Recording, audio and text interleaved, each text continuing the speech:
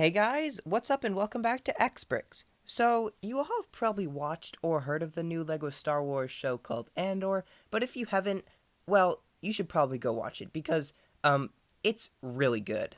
Anyway, in today's video, I'm going to be building Luthen's shop or antique gallery on Coruscant in LEGO.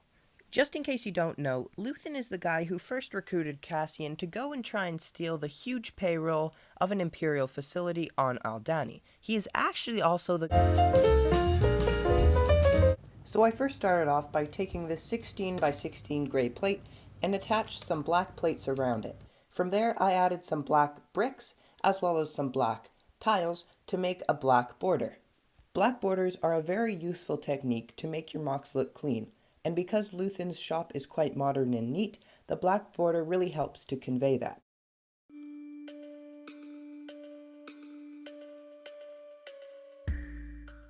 Now for the floor, I used an illegal building technique where I basically just stacked a bunch of gray bricks together and laid it on its side.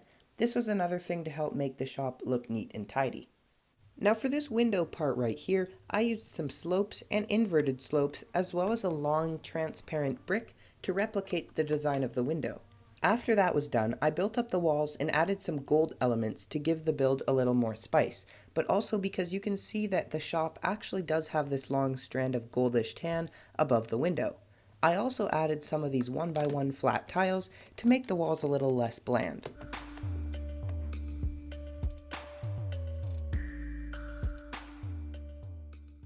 Now for the opposite wall, there is a little ledge with some antique knickknacks placed on top of it. For the shelf, I used some cheese slopes and attached it to a plate, then onto some snot bricks.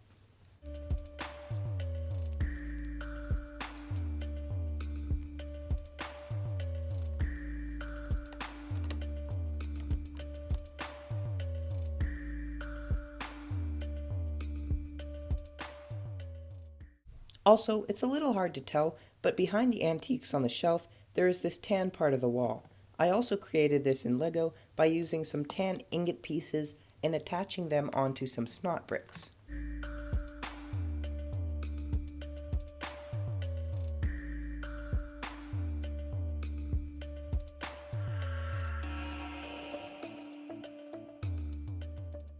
Finally, once I was done the walls, I added some trinkets and called it a day. Just kidding, because I still had to finish the rest of the MOC.